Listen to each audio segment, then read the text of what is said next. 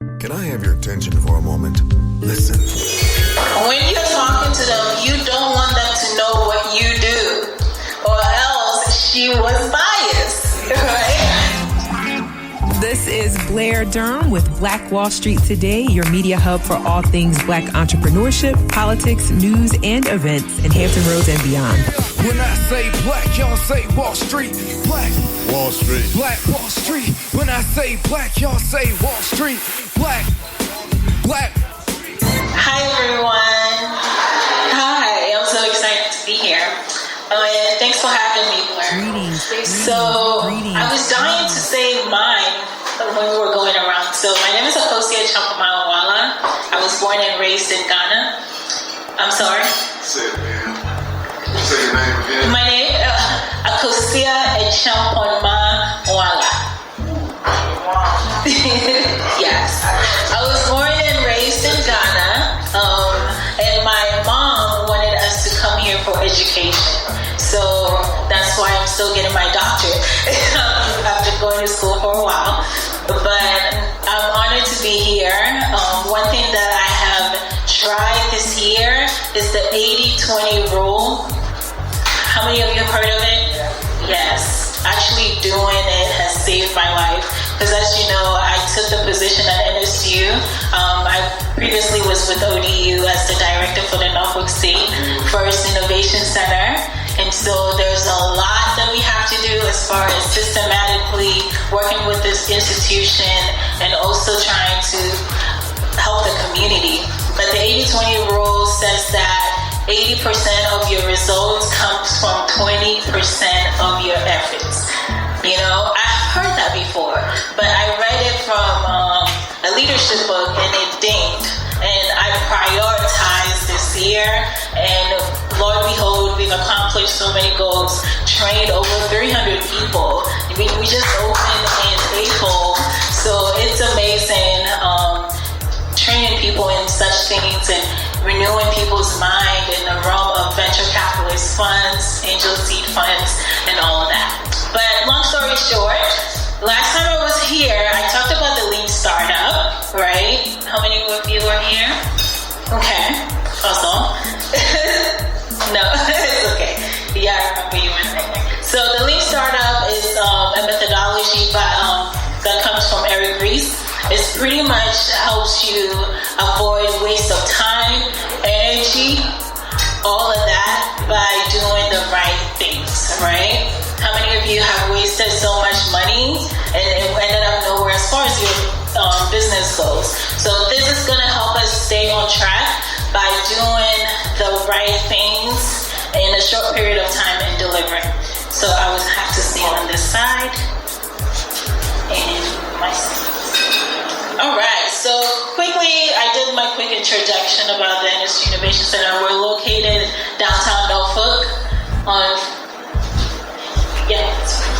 this is my husband, everyone. We're located downtown Norfolk, and you can visit us. We want you to visit us. So real quick, I had about an hour, but now I have like less than 30 minutes. So we'll go through this fast, all right? All right, so problem solving, what you're going to take out today is problem solving for early stage. Also foundational pieces that you have to have in place all of the time because you need to stand on good grounds. And then figuring out your pain points. I heard someone mention that earlier in here. Figuring out your pain point that is hindering your business growth, okay? My question is, what is the number one reason why startups fail? Real quick. Lack of capital. No business plan. No business plan.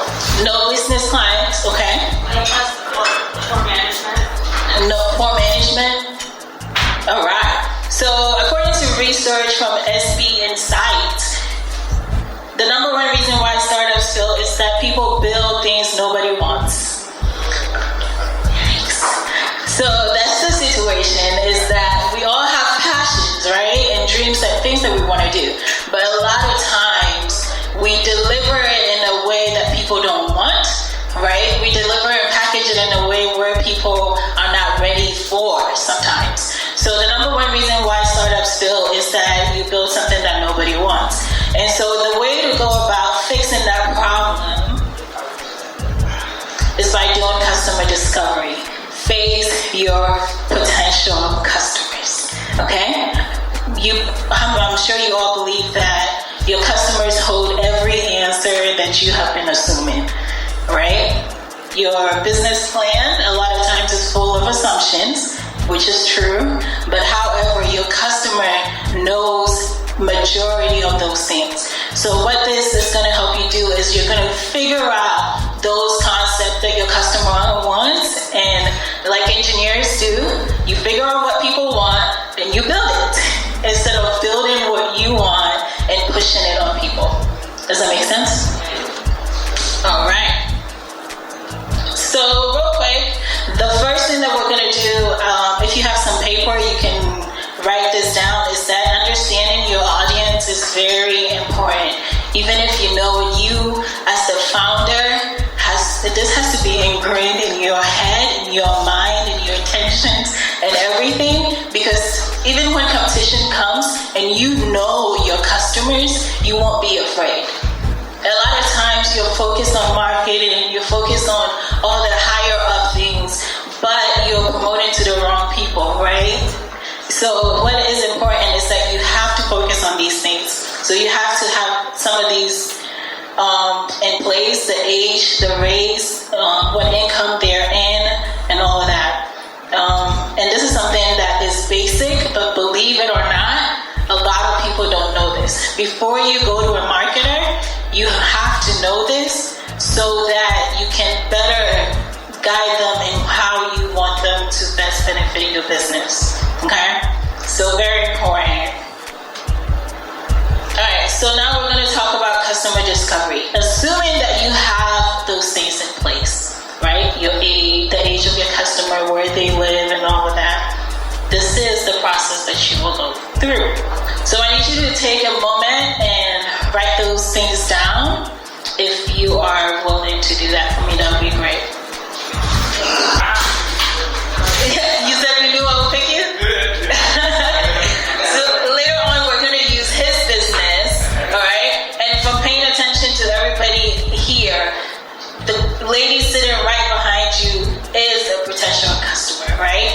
Assume based on interest, based on age, she's into healthy things. She's very passionate about it. So later on, I'm going to use you too for the customer discovery process so that we don't have to wait for everyone to do it. Does it make sense? All right, I'm going to skip this.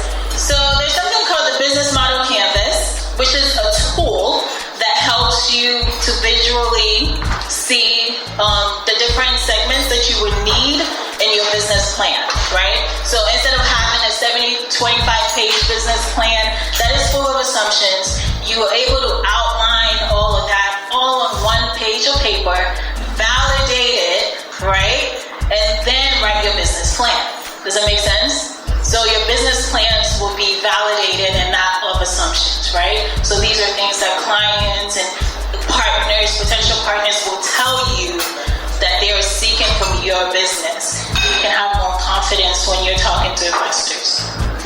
All right, this is how it looks like. I'm sure many of you have heard it, right? The business model canvas is broken down into 9 phases. As you can see, there's revenue stream on there, cost structure, resources, the channels that you'll be distributing your information through. And then we're only going to focus on 2 parts today, which is your customer segment and your value proposition. The reason why we're doing that is that because we're talking about problem solving today. These 2 together gives you something we call problem-solution fit, all right? So by knowing your customer and your pain points and the value that they want you to offer to them, you can have a solution for the problem they want. That make sense? So those 2 alone can take you far from starting putting, physical things in place instead of waking up trying to build the product, but you're not sure that people want it. Okay? And even if you're a student, or I know we have some kids in here, you're an entrepreneur like myself, you can still use this business model to guide whatever you want to deliver to people. Okay. All right. So now we'll talk about Facebook. All right. Facebook's customer segment. All right. A customer segment based on the things I told you, right? It's like, who is Facebook offering value for? Can I get some guests in here before we start looking here? Who is Facebook's customers? Users. We have users. Advertisers. That's how they make money. And developers. You saw? Yeah, she saw it. But those are Facebook customers, right? The users, the advertisers, and the developers. So now think about it. Who are really your customers, right? And in the depth of that, you go down in what I showed you guys with the age, the income, and all of that. So when you do a Facebook advertisement, you will know exactly who you want to channel to. So first you figure out the segment in a broad scope, such as developers, right? And then Facebook will figure out what type of developers. Is it people that are using Google or Swift, which is Apple's language? My husband is a computer science, he knows all of that. I don't know. Swift or something like that. But Facebook has to go into detail under every one of them, right? And then you have to figure out right now which one makes more sense for me to tackle. You know, you can't tackle all of them at the same time, right? So you will have to figure out which one of them makes sense for me to tackle. All right. So now the value proposition, before I bring it up, is actually in like simplicity, is the benefit that Facebook offers to developers, right? The benefit that Facebook offers to users. So real quick, what is the benefit that Facebook offers to users? Connections, networking. Exposure, would that be notable? Exposure, that's good. Entertainment, an audience. Audience, that's good. Now let's take the developer's realm. What is the benefit Facebook offers to developers? We're not talking about advertisers. Not necessarily. So what the benefit is reach. Personalized. You said users? Yes. So it's color coded, right? So developers here is personalized social experience, right? So for example,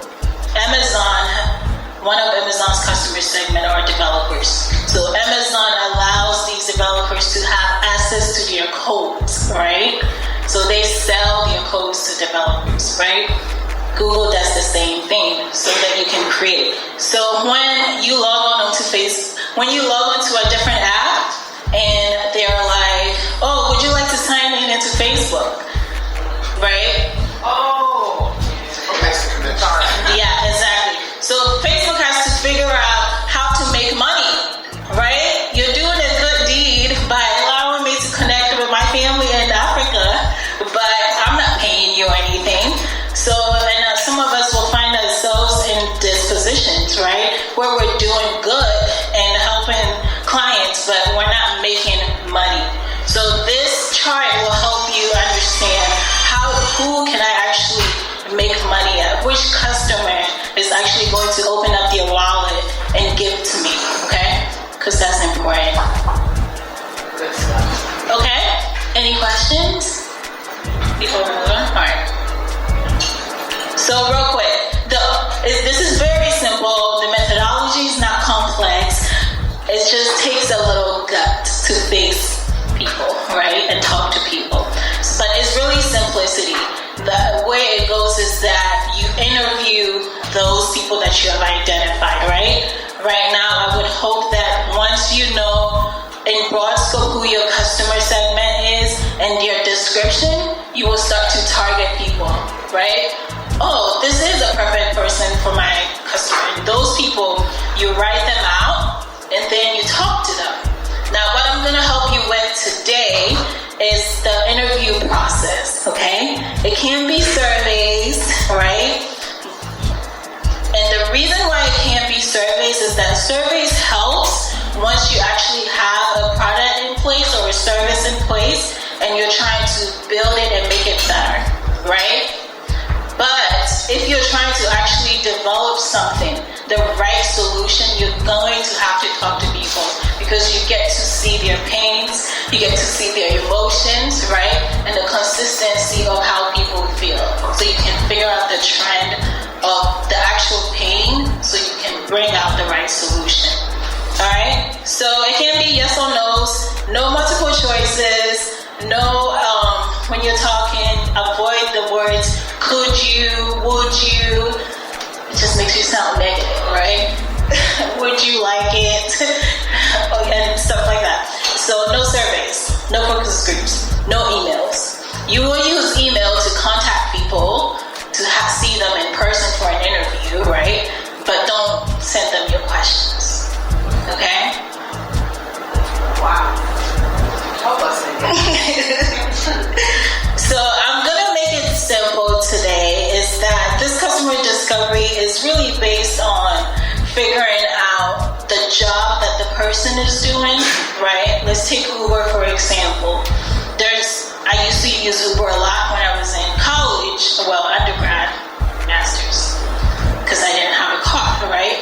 So there's a job that I was trying to get done that I needed someone to help me with, right? So I'm not talking about your job that you do. I mean, what is the task that your client, your customer, your users are trying to do, right? And what can you do to deliver that job for them, right? So Uber's solution is what? What is the benefit that Uber will offer me as a student? Is it the app? It's the convenience of transportation. Yes, exactly. The word convenience of that transportation. So the reason why Uber can charge a lot is not because of the apps or how many people they've hired and the fame and all of that. It's because I need this. This is a pain. We call it hair on fire, right? Like take this fire out of my hair, right? That's a real pain. That's a student you want to get around, but you don't have the transportation. So you will pay $13 to get from Automania to Food Lion. You guys know where it is. Yes. But that is because they've understood the value that they are offering. They're charging based on the value, not based on the product. Okay? So it's very important once you lay this out, you'll start to think about what is the real thing that I'm giving to my client so you can be confident in your pricing too. But long story short, this helps with talking and getting the story out of your potential client. So for example, it goes, when was the last time, for example, we're just going to use YouTube. Can you guys come down so we can please?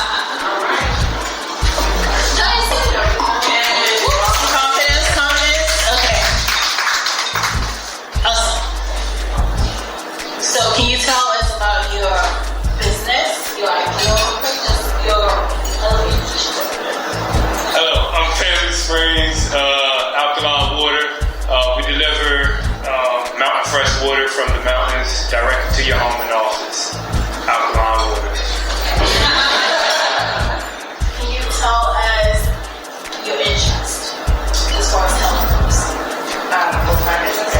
No, just My personal interest? Yeah, his potential customer. My interest is how could I get more alkaline water, or how could I subscribe to an alkaline delivery every week? She lied. That's not her interest.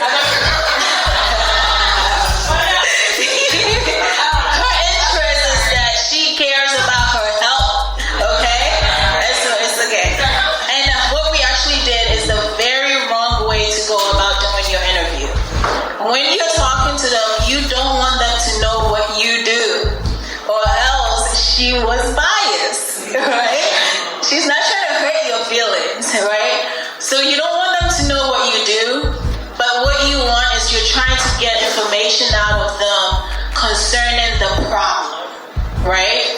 concerning the problem that she has. So now, what is your problem concerning health?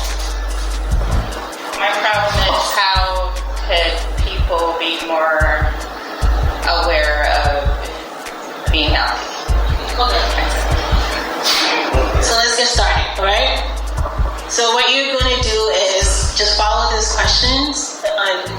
When was the last time you... So I'm just going to answer the question.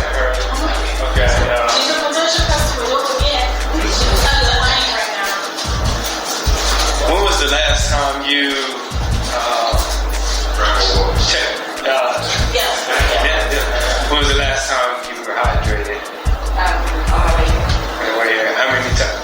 Go ahead. No, yeah, freestyle. Okay. How many times a day do you hydrate?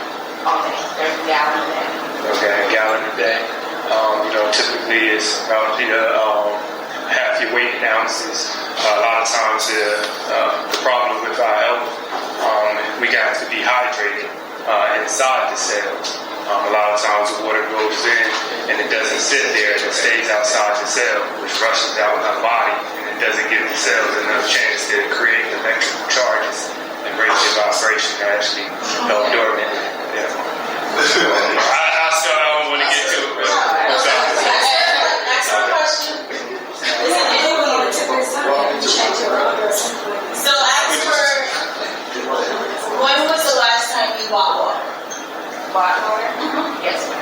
Yesterday. What brand? That was Trader Joe's alkaline water, 9.5 pH. Do you feel that, do you like to go to the store and carry water and deliver it to your house as well? Do you like to go through that process? I work out a lot, so I consider it cardio exercise, but if it can be more convenient, then Right. Do you ever have the problem of actually going to get water in the middle of a storm or when hurricane season and those different types of things actually come about? Do you worry about water at that point in time?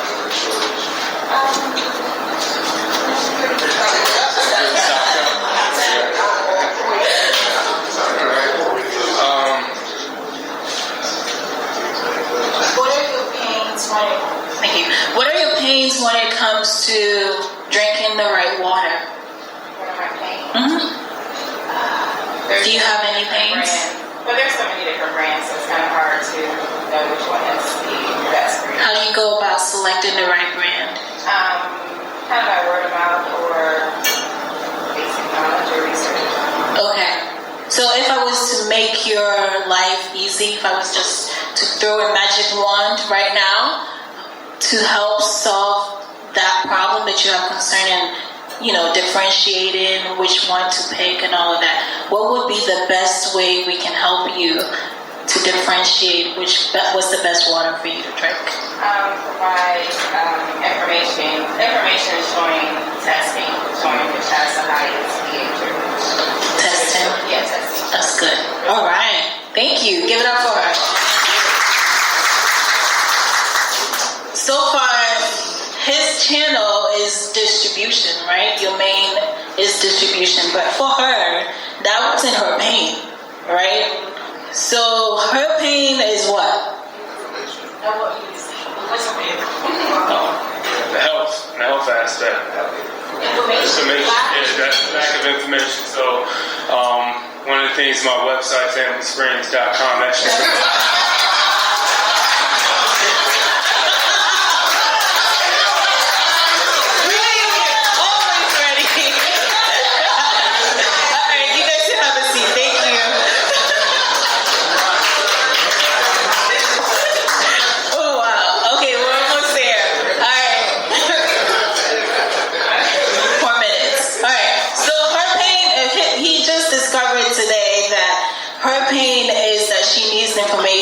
She was so specific. If you could show me the testing and all of that. So what do you do as an entrepreneur?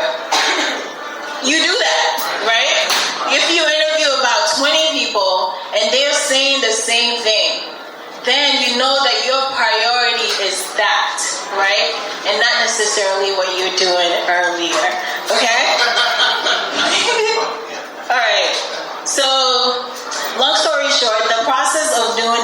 it's important for you to know how she goes about finding the right water, right? One, that's very important. If you're interviewing, you want that out of people. How do you go about finding that right water for you? And she told us. And it's like, you also have to identify their pain, right? Her pain was lack of information, right? So, and then the third thing is that you have to figure out the painkiller, right? So that would be up to him to come up with that, all right? So it wasn't faster distribution. Her painkiller is not going to be faster distribution, right? But delivering the right information. All right, so if you're talking to people and you are figuring, and they're talking about stuff like, oh, I paid this amount, this is my budget, you know that you're on track, right? If they're giving you information about how they want it and don't want it, then you'll also know that you're on track. All right, any questions? You go back to that person. Yes. Yes, sir. Okay, so let me get this right. So basically what you're saying is, you take your business, when you have a potential customer, you don't worry so much about the sale. You worry about getting to the specifics of the customer and then reel them into your specific business. Is that what you're saying? No. I'm saying the first thing that you said is right, that you want to know about the customer and you want to build the solution. Okay. Yeah, a lot of times we already have a solution in place and it's our baby, all of that. But that's not what the customer wants, right? So if that's what the customer wants, it can be built, right? The engineers can come, the whatever can come. But a lot of times we just don't know. This is ideal for people who are just starting out, but if you already have the solution in place, how can this methodology be beneficial? Okay, so there's a process where we call pivot and then persevere. So what you need to do is come in terms of yourself, right? Because I gave the example with Facebook. If Facebook wasn't making money, even though we all love Facebook,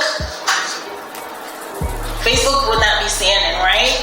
So what you need to figure out is, if you have a solution already in place, what are the different ways that you can make revenue streams come through, right?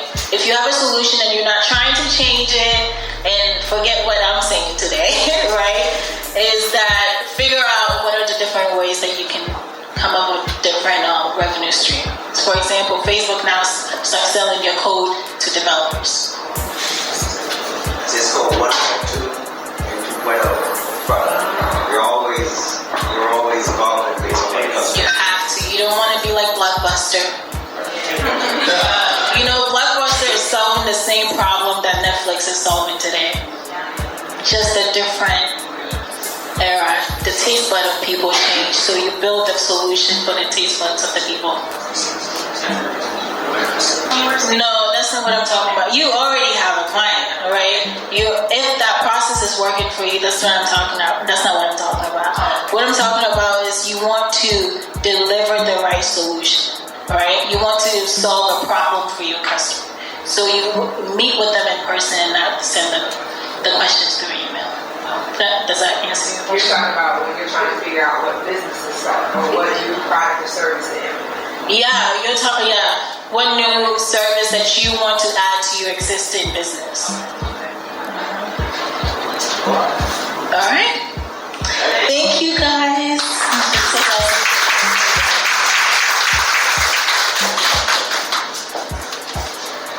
We needed so much more of that. Akosua, you didn't get a chance to say when you're at the Innovation Center, when people can come talk to you. She's a resource in our community that doesn't cost anything. Like, Norfolk State pays her to help business owners do this. All right. So for other Innovation Center, we'll go back in January 6th, and we're there Monday to Friday from 9 a.m. to 5 p.m. We have courses already that we have on our Facebook. You can look at it at NSU Innovation, so you can know the courses that we have coming up. So those are our weekly courses. We have something going on every week. No, it doesn't matter what city. It doesn't matter where your business is. All right. Phenomenal. Stay with us online at Black Wall Street Today on Facebook and Black Wall Street Today on Instagram. And then follow us on Twitter as well at BWS Today. We look forward to talking again next week. Have a wonderful week. I have said and I will continue to say that the most important priority for the Black community is the Black community, not a particular political party. Phenomenal. Hey, yo, when I say black, you say Wall Street. Black, Black Wall Street. When I say black, you say Wall Street. Black, Black. When I say black, you say Wall Street. Black, Black. When I say black, you say Wall Street. Black, Black. Black Wall Street, Black Wall Street.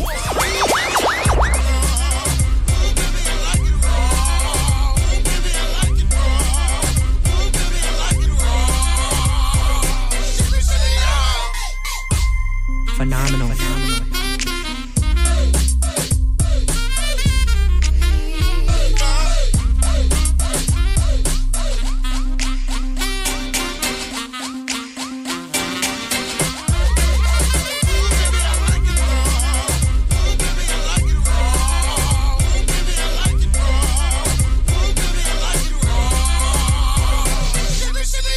When the conversation is good and the friends are even better, you'll find a wine that brings it all together. Shoe Crazy Wine. Remember that name. Shoe Crazy Wine. Available at Costco, Kroger, and these other fine retailers. After all that Bacardi.